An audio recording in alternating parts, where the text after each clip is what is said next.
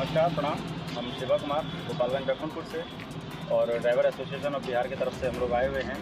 आज हम लोग को सुबह में खबर मिला जिसमें मोहम्मदपुर एरिया गोपालगंज जिला में पड़ता है, यहाँ पे एक गाड़ी जो है दुर्घटनाग्रस्त हुआ और इसमें हमारे जो ड्राइवर भाई हैं वो शहीद हो गए हैं। और इसमें सबसे बड़ा जो कारण है, जो एक्सीडेंट का कारण जिसको बोला जाए या ड्राइवर के शहीद का कारण जिसको बोला जाए, इसमें सबसे बड़ा कारण है कंपनी की लापरवाही, जिसका माल है, गाड़ी की लापरवाही, गाड़ी मालिक की लापरवाही। वो लापरवाही क्या है कि इतना बड़ा आप लोग पीछे देख रहे होंगे, लोहा का पीस इसको लोड हुआ पड़ा है जो कि थ्रेसर है, और इसको पंजाब से लेकर के बिहार लगभग 1500 से 2000 किलोमीटर आया है कि आगे कहाँ इसको जाना था कोई पता नहीं है।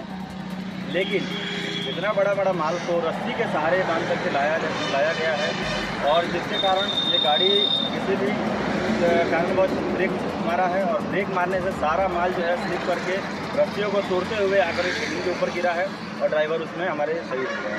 तो इसमें सबसे बड़ा कारण जो है वो रस्सी से माल को बांधना था। अगर ये माल सिक्कर द्वारा बांधा गया होता, मजबूती से बांधा गया होता, तो शायद नुकसान कम होता, हमारे ड्राइवर भाई बचे होते। तो इसके लिए हम कंपनियों से आग्रह करेंगे, प्रशासन से आग्रह करेंगे कि इन चीज़ों पर विशेष ध्यान दिया जाए कि इस तरह का जो भी लापरवाही हो रहा है उसके ऊपर में, क्योंकि दो तरह का माल हम लोग रोड पर देखते हैं। पहला तो ये थ्रेसर और दूसरा है ट्रैक्टर ट्रॉली। ट्रैक्टर का भी हर कंपनियों को हम लोग देखते हैं, वो लोग क्या करते हैं, ट्रैक्टर को लोड कराते हैं, दोनों साइड गाड़ी में से दोनों साइड माल निकला हुआ होता है और उसको रस्सी के द्वारा बांधा जाता है। क्यों बांधा जाता है? क्योंकि यदि सिक्कर से, सांगल से इसको बांधा जाएगा तो इस पर डैमेज आएगा, इस पर स्क्रैच आएगा, तो वो लोग अपना स्क्रैच बचाने के लिए उसको रस्सी से बंधवाते हैं। इसके कारण हमारे ड्राइवर भाई रास्ते में परेशान होते हैं और इस तरह घटना के शिकार होते हैं। तो हम कंपनियों से भी आग्रह करेंगे, प्रशासन से भी इसका आग्रह करेंगे कि इस पर विशेष ध्यान दिया जाए। दूसरा चीज़, इसमें प्रशासन की लापरवाही है। प्रशासन की लापरवाही है कि ये गाड़ी यदि पंजाब से चली है तो रास्ते में कितने स्टेट की बॉर्डरों को क्रॉस किया है। अगर क्रॉस किया है तो वहाँ के आरटीओ एमपीआई क्यों नहीं इस चीज़ पर ध्यान दिए कि गाड़ी अगर साइड निकली हुई है, किस तरह की इसमें सुविधाएं हैं, नहीं है, किस तरह की इसमें सुरक्षा है, नहीं है, इस पर किसी का ध्यान क्यों नहीं किया। ड्राइवर यदि सीट बेल्ट नहीं लगाया उस पर ध्यान चला जाता है, ड्राइवर यदि मोबाइल हाथ में लिए हुए उस पर ध्यान चला जाता है। लेकिन इतना बड़ा लापरवाही हुआ पड़ा है, इस पर किसी का कोई ध्यान नहीं गया है। ये ट्रॉली है 40 फीट की जो कि आरटीओ द्वारा पास की गई है, लेकिन इसको पीछे आप लोग अगर जाकर के देखिएगा, इस पर 3 फीट एक्स्ट्रा बना करके और मैनुअल बना करके लगाया गया है। ना उसके पीछे कोई रेडियम है, ना उसमें कोई पेंट है, ना उसमें कोई सुविधा है। उसको क्यों बनाया गया है? ताकि सिर्फ एक पीस जो है थ्रेसर एक्स्ट्रा लोड कर सके, मालिक को भाड़ा बन सके।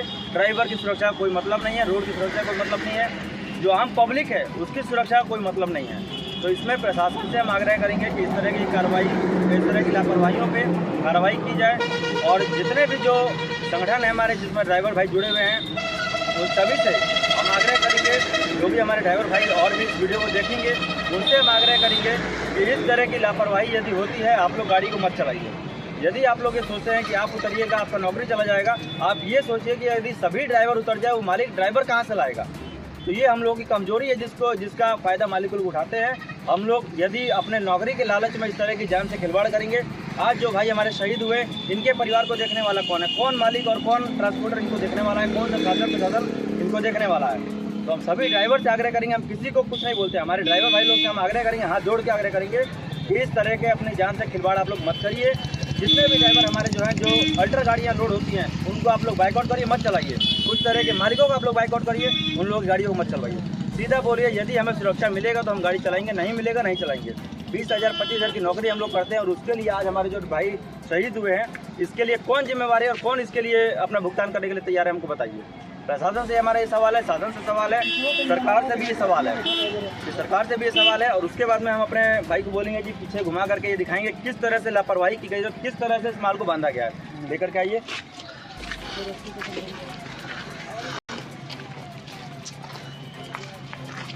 देखिए, ये सब रस्सी इनके भरोसे इतना मोटा इतना हैवी माल को बांधा गया है। जिस रस्सी से हम लोग अपने घर के जानवरों को बांधते हैं, वो लोग इसको तोड़ लेते हैं, और इतना दूरी का जो दूरी तय करके गाड़ी आई है और उसको इस रस्सियों के भरोसे में बांधा गया है।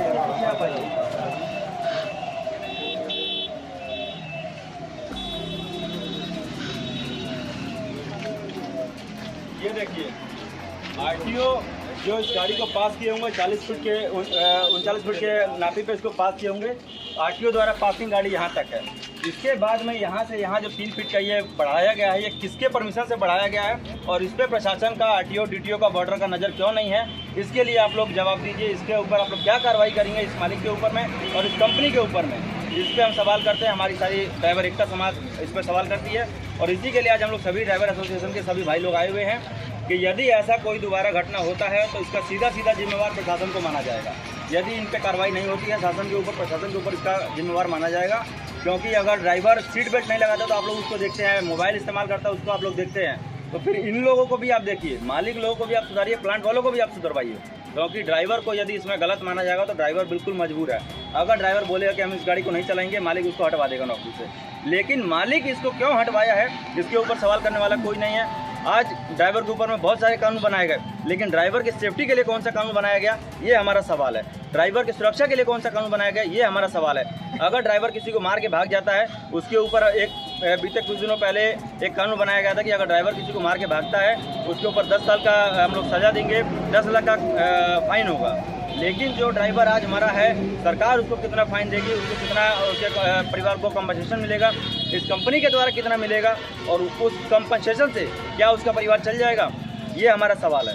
तो इन सभी चीज़ों के लिए हम अपने ड्राइवर भाई से आग्रह करेंगे सभी से कि आप लोग एकता बनाइए, एक रहिए, ताकि हम लोग आगे लड़ सकें। और यहाँ पे देखिए किस तरह का ये केबिन का हाल है। ये जो माल ऊपर से गिरा है, इस माल के गिरने के कारण से ये केबिन जो है कि डैमेज हुआ है और जिसमें दब के हमारे ड्राइवर मरे हैं। और एक्सीडेंट हुआ है लगभग 3, साढ़े 3, 4 बजे। बॉडी जो उठी है 9 बजे। 6 घंटा रोड पे लाश पड़ा रहा, उसका जिम्मेवार कौन है? क्यों 6 घंटा लाश रोड पे पड़ा रहा? और वो 6 घंटा जीवित ड्राइवर मरा है, वो सिर्फ सुविधाओं के अभाव में, मेडिकल सुविधाओं के अभाव में, उसको सहायता नहीं मिल सका उसके अभाव में। तो ये सभी चीज़ें के जिम्मेवार कौन है, इस पर आप लोग विचार करिए और सभी ड्राइवर अपना एकता बनाइए, ताकि आगे ऐसा कोई घटना ना हो, कोई भाई हमारे शहीद ना हो, कोई भाई अपने परिवार से बिछड़ ना पाए। जय जगन्नाथ, नमस्कार।